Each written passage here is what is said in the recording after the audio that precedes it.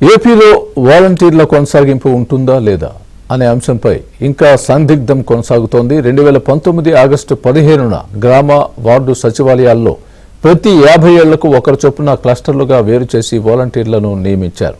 వీరిలో 190% మంది వైసీపీ కార్యకర్తలేనని నాటి మంత్రులు, వైసీపీ నేతలు బహిరంగంగానే ప్రకటించారు.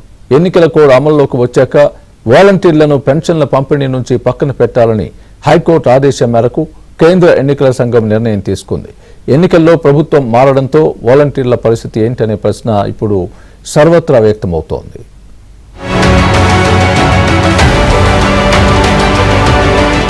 జగన్మోహన్ రెడ్డి అధికారంలోకి వచ్చిన వెంటనే ప్రభుత్వానికి ప్రజలకి మధ్య వారధిలా వాలంటీర్ల వ్యవస్థను ఏర్పాటు చేశారు. రాష్ట్రంలోని నిరుద్యోగ యువతకు కేవలం 5,000 ఆశ చూపి వీరితో పని చేయించుకున్నారు. వీరి నియామకం విషయంలో స్థానిక పార్టీ కేడర్, ఎమ్మెల్యేల సిఫార్సు ఆధారంగానే జరిగిందని వైసీపీ నేతలే పదే పదే ప్రకటిస్తూ వచ్చారు. వాలంటీర్లు తమ మాటలు వినకపోతే పీకి పడేస్తామని, మరొకరిని పెట్టుకుంటామని హూంకరించారు. వాలంటీర్లను తమ పార్టీ సైన్యంలా వాడుకున్న జగన్ సర్కార్ ఎన్నికల సమయంలో కూడా వీరి ద్వారా నయానో భయానో లబ్ధిదారులను బెదిరించి బామాలి ఓట్లు పొందే ప్రయత్నం చేశారు. దీన్ని ముందుగానే పసిగట్టిన అప్పటి విపక్ష పార్టీలైన టీడీపీ, జనసేన, బీజేపీలు వాలంటీర్లను సంక్షేమ పథకాల పంపిణీ విధుల నుంచి తప్పించాలని పదే పదే ప్రస్తావించారు. వాలంటీర్ల వల్ల ఓటర్లు ప్రభావితమయ్యే ప్రమాదం ఉందని సిటిజన్స్ ఫర్ డెమోక్రసీ సంస్థ అటు హైకోర్టులో పిటిషన్ వేయడంతో పాటు ఎన్నికల సంఘానికి ఫిర్యాదు చేసింది.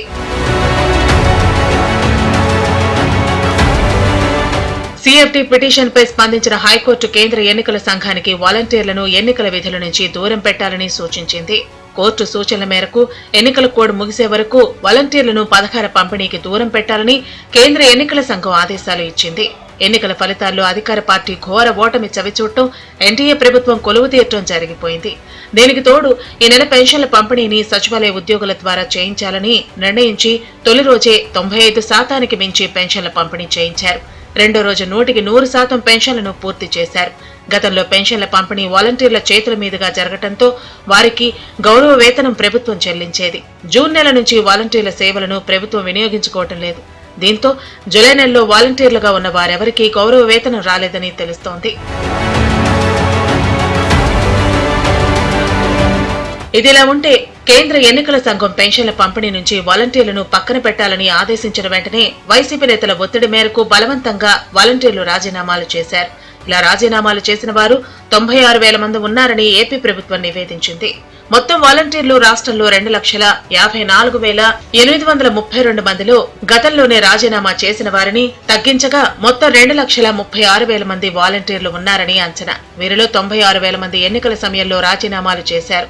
చివరకు మిగిలిన వారు రాష్ట్ర వ్యాప్తంగా 1,40,000 మంది వరకు ఇంకా విధుల్లో కొనసాగుతున్నారు. వీరి సేవలను గత నెలలో ఉపయోగించుకోకపోవడంతో ఈ నెల 1వ తేదీన జీతాలు పడలేదనే చర్చ ఓవైపు జరుగుతుండగా వాలంటీర్ల వ్యవస్థపై పాలసీ నిర్ణయాన్ని ప్రభుత్వం త్వరలో ప్రకటిస్తుందని, అందుకే గౌరవ వేతనాల బిల్లులు పంపినా ఈ నెల ఇంకా పడలేదని చెబుతున్నారు.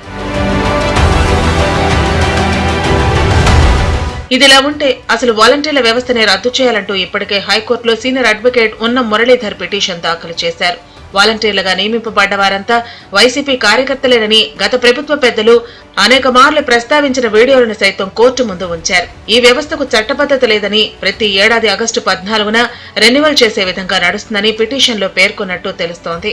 వాలంటీర్ల విధులు సచివాలయ సిబ్బందితో చేయిస్తుండటంతో ఇక వాలంటీర్లను ఏపీ సర్కారు ఏం చేస్తుంది అనే ప్రశ్న సర్వత్రా వ్యక్తమవుతోంది. ఆగస్టు 14తో వాలంటీర్ల రెన్యువల్ గడువు పూర్తవుతుండటంతో వారంతా ప్రభుత్వ పాలసీ నిర్ణయం కోసం ఎదురు చూస్తున్నారు.